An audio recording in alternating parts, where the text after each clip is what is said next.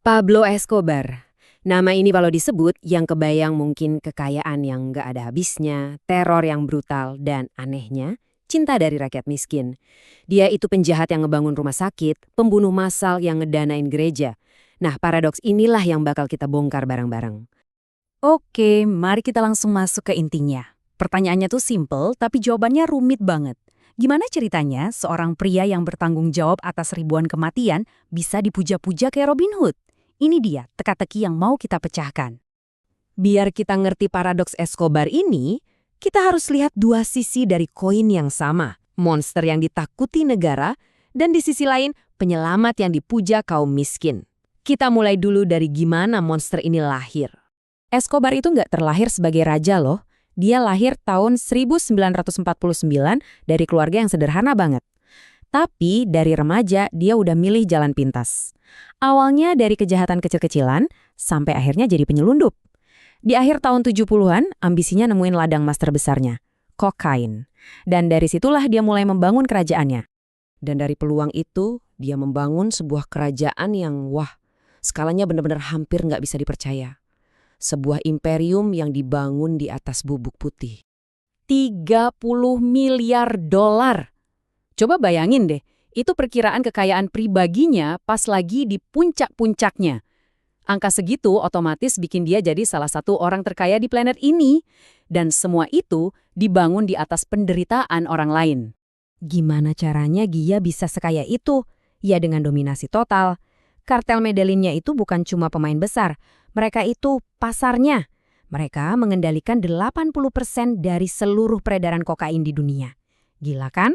Skala operasinya benar-benar nggak masuk akal. Coba bayangin ya, setiap hari, 15 ton kokain itu diselundupkan ke Amerika Serikat aja. Ini sih bukan lagi penyelundupan, ini udah kayak invasi logistik. Tapi gimana caranya dia bisa ngelola kerajaan segede ini? Jawabannya ada di satu filosofi yang kejam, simple, tapi efektif banget. Cuma 2 kata, tapi udah cukup buat nyebarin teror ke seluruh negeri. Plata o plomo. Perak atau timah. Ultimatumnya jelas, nggak ada ruang buat negosiasi. Ini tuh kayak sistem keadilan versinya dia. Buat para politisi, hakim, dan polisi, pilihannya cuma 2. Ambil plata, peraknya, alias uang sogokan dari Escobar, dan biarin bisnisnya jalan terus, atau hadapi plomo, timahnya. Sebutir peluru yang bakal ngabisin karir dan hidupmu. Dan banyak banget yang berakhir dengan plomo. Korban jiwanya ngeri banget. Dia ngebunuh ribuan orang, mulai dari aparat negara yang coba ngehadang dia, sampai warga sipil yang nggak bersalah, yang kebetulan lagi ada di tempat yang salah. Contohnya, ya kayak tragedi bom pesawat Avianca itu. Oke, sisi monsternya udah kita lihat. Sekarang yuk kita bedah sisi lainnya dari paradoks ini, gimana caranya seorang teroris brutal bisa ngeyakinin ribuan orang kalau dia itu pahlawan mereka. Nah, ini dia dua wajah Pablo Escobar. Di satu sisi, dia ngebom jalanan dan ngebunuh para pemimpin.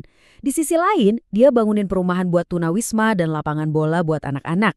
Tapi jangan salah, ini semua bukan karena kebaikan hati. Ini adalah strategi.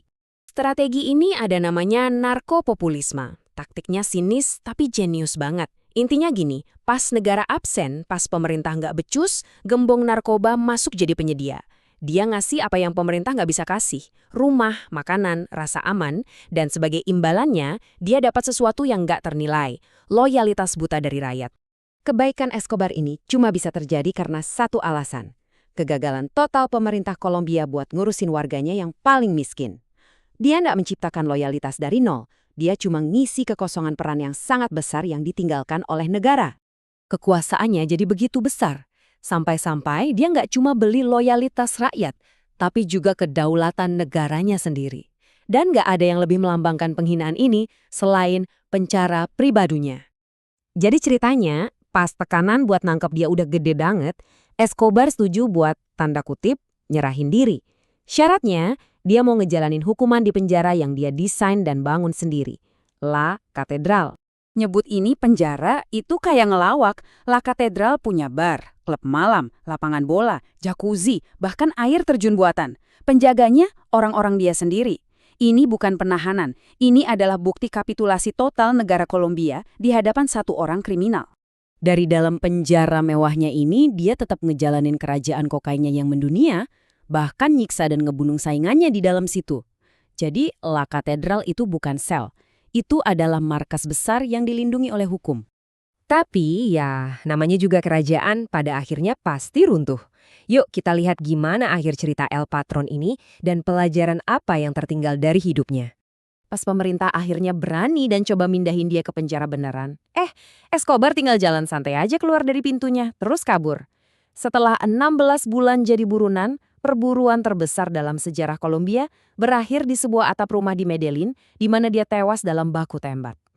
Jadi pada akhirnya siapa Pablo Escobar? Dia lebih dari sekedar penjahat. Dia itu sebuah gejala. Gejala dari sebuah negara yang gagal, di mana korupsi dan kemiskinan menciptakan sebuah kekosongan kekuasaan yang siap diisi oleh sosok yang paling kejam, sekaligus paling karismatik. Kisah Escobar ini ninggalin kita satu pertanyaan besar yang menghantui dan masih relevan banget sampai hari ini. Karena sejarah udah nunjukin, kalau struktur resmi runtuh, sesuatu atau seseorang pasti akan muncul buat menggantikannya. Pertanyaannya adalah, siapa?